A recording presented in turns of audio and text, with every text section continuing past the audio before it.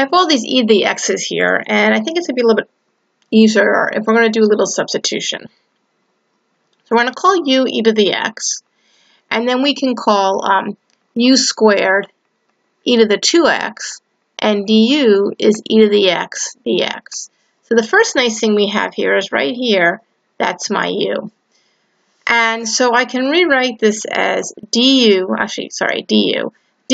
over u squared plus 1 times u minus 1.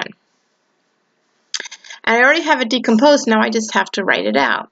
So I have ax, or au plus b over u squared plus 1 plus c over u minus 1 equals 1 over u squared plus 1 times u minus 1. So I can write out now I have au plus b times u minus 1 when I find a common denominator plus c times u squared plus 1, and that's going to equal 1. So the first thing I want to do is I can find c, because if I set u equal to 1, this term goes away. So I'm going to do that first. So I'm going to let u equal 1, and then I have a plus b times 1 minus 1, so that goes to 0, plus c times 1 plus 1 equals 1, or 2c is 1, and c equals 1/2. So I have c equal to 1/2.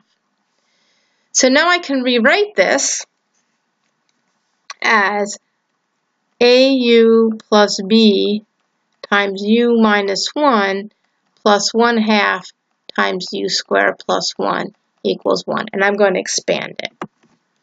So here I have au squared minus au plus bu minus b plus 1/2 u squared plus 1/2 equals 1. I'm going to combine.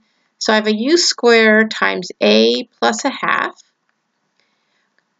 plus a u times b minus a plus 1/2 minus b, and all that equals 1. And I can see what I can do here. So there's no u squared term. That tells me that a plus 1/2 has to equal 0, or a is negative 1/2.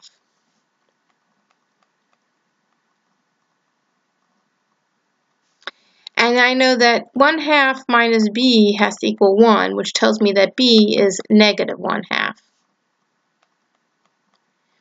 So I can rewrite this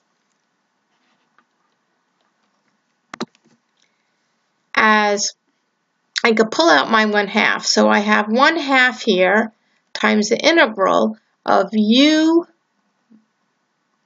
negative u minus b over u squared plus 1, minus 1, plus 1 over u minus 1, all du. And so I'm going to rewrite it some more. I have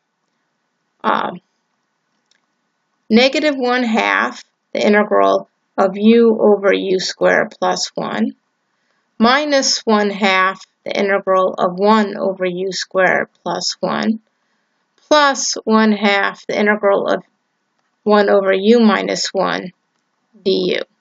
Now see what I do with each of them.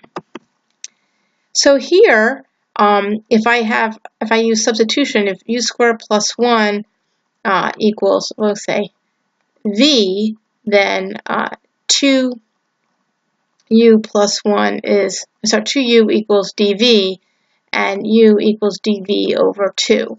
So I have that negative 1/2 times 1/2, and now this is the natural log of u squared plus 1.